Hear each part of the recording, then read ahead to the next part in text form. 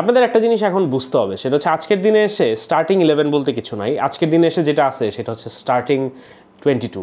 এবং একটা সিজনে 4টা ট্রফিতে কম্পিট করার জন্য, 4টা বা তার বেশি ট্রফিতে কম্পিট করার জন্য একটা টিমের ইউরোপে স্টার্টিং 11 দিয়ে আর হবে না, স্টার্টিং 22 লাগবে। এবং গত 3টা ম্যাচে ফ্লিকের প্রস্তুতিতে টিমের যেভাবে শেপ আপ করা সব কিছু মিলায়ে আমার কাছে মনে হচ্ছে ভাই we have a starting 22 and let's talk about it. দেখেন, আমি আবারও মনে করাই দিতে চাই, আ friendly is a friendly, pre season is pre season, we can not read much into the games, কিন্তু অ্যাগেন ইন্ডিকেশনস অ্যান্ড কিউজগুলো খুব ইম্পর্টেন্ট। সো আমাদের জায়গা থেকে এখন আজকেও মোটামুটি এটা প্রমাণিত হইল যে সেকেন্ড হাফে আমরা যে প্লেয়ারগুলো দেখলাম এবং যেই ধরনের ইন্টেন্সিটি এবং যেই ধরনের ফুটবল দেখলাম, সেখানে you can not say there was any drop. There was literally no drop in quality, no drop in intensity, and no drop in the overall approach of the game. Hansi Flick যেভাবে খেলে সেটার জায়গা থেকে। এবং এইখানে সবচেয়ে important জিনিসটা কি, ইম্পর্টেন্ট ব্যাপারটা হচ্ছে যে আজকের দিনে এসে যখন কনভারসেশনগুলো আমি কমেন্টে দেখতেছি, বিভিন্ন ফোরামে দেখতেছি, ভাই গাভিরে কই খেলামো, ভাই অলমোরে কই খেলামো, ভাই পেদ্রি যদি স্টার্ট করে, ডিয়ং যদি স্টার্ট করে, ফার্মিন কই যাবে, ফার্মিন খেলালে গাভির কী হবে, গাভি খেলালে অলমো কই যাবে, এই কনভারসেশনগুলো কিন্তু এক্সট্রিমলি ইম্পর্টেন্ট, কারণ এগেন স্টার্টিং 22। এবং আমাদের আসলে যে গদ বাঁধা সিস্টেমে ফুটবলকে আমরা অ্যাপ্রোচ করে আসছি বিগত সিন্স ফর এভার, এটা চেঞ্জ হয়ে যাচ্ছে। কারণ গত সিজনে আমরা যেটা দেখলাম যে একটা পর্যায়ে এসে Barcelona started losing players, started struggling and started অনেক প্রবলেম ফেস করা। অন্যদিকে একটা টাইমে যে রিয়াল মাদ্রিদ ডেসপাইট হ্যাভিং কত 7-10 পয়েন্টস লিড, একটা পর্যায়ে যে স্ট্রাগল করা শুরু করলো because of not having defenders. এবং আপনি যদি দেখেন যে গত সিজনে বার্সেলোনার অপশনই ছিল না, এটা আলাদা বিষয়, বাট ইউরোপে আদার দেন চেলসি আর কোনো ক্লাবই অ্যান্টিসিপেট করতে পারতেছিল না এই বিষয়টা, যে এই গত সিজনে এসে কি পরিমাণে রিইনফোর্সমেন্ট ক্যাভেলরি অ্যান্ড লিটারালি একটা পুরা স্টার্টিং 11-এর সেকেন্ডারি অপশন রাখাটা, আমি স্টার্টিং 11-এর বাইরে প্লেয়ার বলতেছি না, স্টার্টিং 11-এর সেকেন্ডারি অপশন রাখাটা কতটা ইম্পর্টেন্ট ছিল। এবং আমার মনে হয় এখান থেকে পিএসজি একটা বিশাল এজ পাইছে। অবভিয়াসলি একটা ব্রিলিয়ান্ট টিম ছিল, বাট ডোমেস্টিক লিগে কম্পিট করার জায়গাটা কিছুটা কম হওয়ায় আমার মনে হয় পিএসজি একটা ওভারঅল বেশ ভালো এজ অ্যান্ড অ্যাডভান্টেজ পাইছে over some of the other clubs, যাদের আসলে ডোমেস্টিক সাইডটা অনেক অনেক অনেক অনেক অনেক বেশি demanding, with all due respect to league one. That being said, আমার কাছে যেটা মনে হয় যে আজকের দিনে এসে আমাদের যে রিইনফোর্সমেন্টগুলোকে আমরা দেখতেছি অনেক পোটেন্টভাবে এবং অনেক অপটিমিস্টিকভাবে, এটাও আসলে আমাদের একটু we have to take it with a pinch of salt. মানে হচ্ছে আমাদের একটু পেসিমিস্টিক ওয়েতেও জিনিসটাকে দেখতে হবে, একটু রিয়ালিস্টিক অ্যাঙ্গেলেও জিনিসটা দেখতে হবে। মোস্ট অফ দ্য প্লেয়ার্স যাদেরকে নিয়ে আমরা প্রি সিজনে এক্সাইটেড হয়েছি, তার মধ্যে র্যাশফোর্ড অ্যান্ড জোয়ান গার্সিয়া বাদে আর বাকি একটা প্লেয়ারও কিন্তু প্রপার ফার্স্ট টিম ম্যাটেরিয়াল এখন পর্যন্ত ট্রাইড টেস্টেড না, নট ইভেন রুনি বার্গি। হ্যাঁ, বড় ক্লাবে খেলতো, ওর ডোমেস্টিক লিগে স্টার্টার ছিল, ওর ডোমেস্টিক লিগে, which probably doesn't count in the top 5 leagues. So ওইখান থেকে আসলে আমাদেরকে এটা একটু মাথায় রাখতে হবে রিয়ালিস্টিক্যালি। ইয়েস, ইট সিমস লাইক যে আমাদের একটা খুবই স্ট্রং সেকেন্ডারি টিম আছে, আমাদের একটা খুবই স্ট্রং জেলিং ক্রিয়েট হচ্ছে। সেকেন্ড হাফে আমরা যে টিমটাকে দেখতেছি তারা almost as good if not better football খেলতেছে দেন দ্য মেইন স্টার্টিং 11। আমরা এটা শুনতেছি যে ফ্লিক যেটা আজকে বললো প্রেস কনফারেন্সে যে the team looks good, we feel ready, এবং আমার মনে হয় যে এখানে মেজর কোনো চেঞ্জেস আসবে না। সো আমার কাছে মনে হয় যে we are settled and we are somewhat ready to face the season. But again এটা আমাদের আসলে মাথায় রাখতে হবে যে আবেগের বশীভূত হয়ে দুইটা জিনিসই করা যাবে না। একটা হচ্ছে বলা যাচ্ছে ওর তো জায়গা নেই, ওরে পাঠাই দিই, না, ওর জায়গা নেই বলতে কিছু নাই, বিকজ মিডফিল্ডে 4 জন প্লেয়ার খেলবে না, মিডফিল্ডে খেলবে 8 জন প্লেয়ার। এবং এটা কখন কিভাবে কখন কার নামা লাগবে, কখন কার জায়গায় কে আসবে, এটা আসলে সাবস্টিটিউশন আর বলা যাবে না, ইটস বেসিক্যালি অল্টারনেটিভস। সো এইটা আমরা নেক্সট সিজনে অনেকটা রিয়েলাইজ করবো, যাদের এই টেনশনটা আছে ভাই ওরে কই খেলাবে এটা মাথায় রাখতে হবে। স্টার্টিং 11 বলতে গেছে না, স্টার্টিং 22।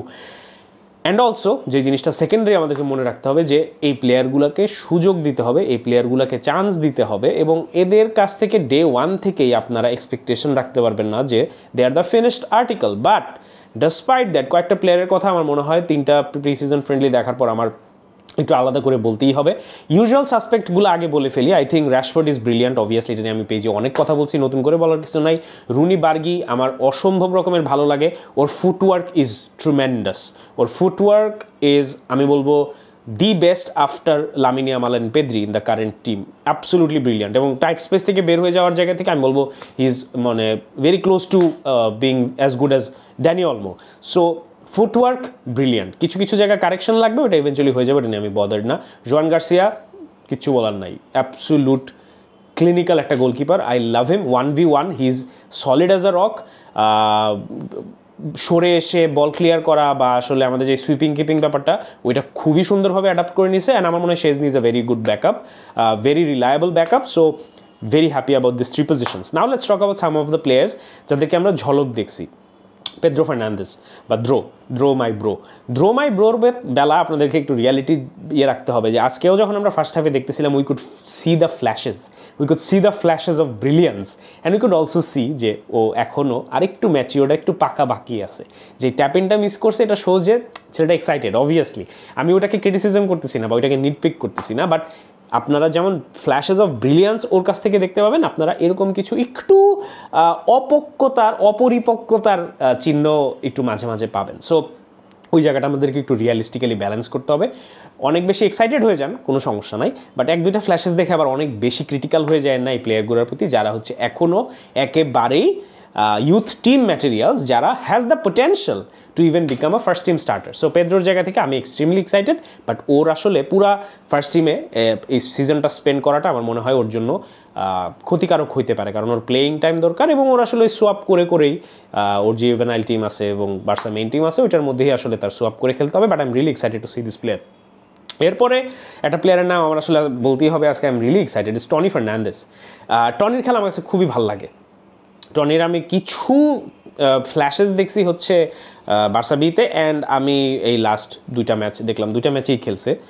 ফার্স্ট ম্যাচটাতে if I am not wrong খেলে নেই। সো এই দুইটা ম্যাচে আমি যেটা দেখলাম সেটা হচ্ছে ছেলেটা very agile, very fast and very direct, no BS, very direct, and he has confidence on his skills. ও জানে ও ট্যালেন্টেড এবং ওর ওই কনফিডেন্সটা আছে কিছুটা লামিনের মতো, বাট লামিন থেকে আমার মনে হয় একটু লেস অ্যারোগেন্ট এবং obviously not as big of a talent as Lamin, because I don't think there is any talent as big as Lamin in literally in entire world football. So ওইটা ওই মেজারমেন্টে যাওয়াটা আসলে বোকামি হবে, বাট আমার মনে হয় he's really up there. Then we have to talk about Torrents. And আমি আজকে একটা নিউজ পড়তেছিলাম বা আমি এটা কোথাও দেখতেছিলাম যে Torrents could even give Balde a competition. এটা স্পেনের একজন ইউথ কোচ বলতেছিল, মানে বার্সার একজন ইউথ কোচ বলতেছিল who managed him যে yes, Balde is very good, Balde is special, but I think Joffrey Torrents is truly remarkable. So and we could see the flashes, we could really see the flashes. আমি just চিন্তা করতেছি গত সিজনে প্লেয়ারটা কোথায় ছিল, at least এক দুইটা ম্যাচে হইলেও দেখা দরকার ছিল।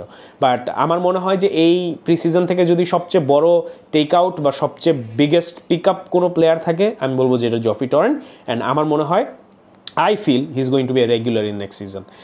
Regular বলতে again আমি বোঝাচ্ছি না যে starting 11, in the starting 22 he is going to be definitely a regular for me, I think, and I'm looking forward to him. Now the last player that I'm going to talk about in this video is basically Lamine Yamal.